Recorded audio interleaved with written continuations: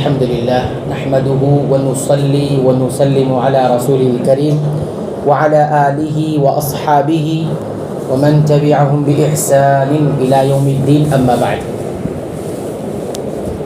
وہ کام جس سے منع کیا گیا ہے، اس سلسلے میں پہلا درس ہے. ابو ہریرہ رضی اللہ تعالی عنہ روایت کرتے ہیں، نبی صلی اللہ علیہ وسلم نے فرمایا، تم میں سے کوئی صرف ایک جوتا پہن کر نہ چلے، یا تو دونوں جوتے پہنے یا دونوں اتار دے. یہ صحیح بخاری اور صحیح مسلم کے اندر یہ روایت موجود ہے، یعنی متفق علیہ روایت ہے. ہمارے پیارے نبی محمد الرسول اللہ صلی اللہ علیہ وسلم نے ہمیں یہ ادب سکھایا کہ صرف ایک جوتا پہن کر نہ چلا جائے. اگر دونوں جوتے دستیاب ہوں تو دونوں پہنیں، اور اگر کسی وجہ سے ایک جوتا نہ ہو تو پھر کیا کریں، دونوں اتار کر ننگے پاؤں چلیں. اسلام نہایت مکمل دین ہے جو ہماری ظاہری زندگی جو دکھائی دیتی ہے اس کے چھوٹے چھوٹے پہلوؤں کا بھی خیال رکھتا ہے، تاکہ مسلمان کا جو انداز ہو وہ صاف ستھرا ہو اور متوازن یعنی بیلنس. اس حدیث سے ہمیں ایک بات معلوم ہوتی ہے. 5 باتوں کا میں ذکر کروں گا.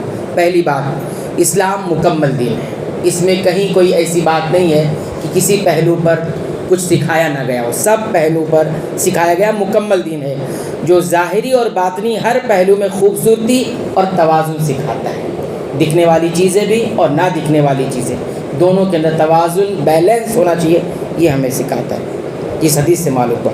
دوسری بات، ایک جوتے میں چلنا نامناسب ہے کیونکہ اس میں بدنظمی، غرور یا مذاق بننے کا خطرہ ہے. تیسری بات، یہ جو منع کیا گیا ہے یہ ناپسندیدہ عمل ہے، یہ کوئی حرام والی چیز نہیں ہے. یعنی ایسا کرنا پسند نہیں ہے لیکن سخت گناہ بھی نہیں ہے. کوئی ایسا کر لے تو بہت سخت گناہ اس نے کر لیا، لیکن یہ شریعت میں پسند نہیں کیا گیا.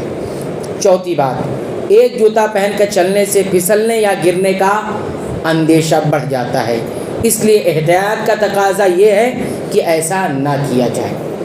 5ویں اور آخری چیز، نبی کریم صلی اللہ علیہ وسلم کا عمل بھی یہی تھا کہ کبھی جوتے پہنتے اور کبھی ننگے پاؤں بھی چلتے.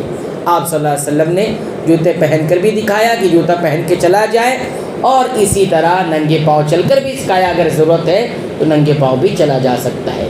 البتہ اس میں کسی قسم کا فیشن، اگر کسی نے فیشن کی نیت سے، فخر کی نیت سے اس انداز کی چیزیں اپنائی تو پھر یہ شریعت میں پسندیدہ نہیں ہے، بلکہ بعض اوقات یہ حرام تک پہنچ جاتی ہے.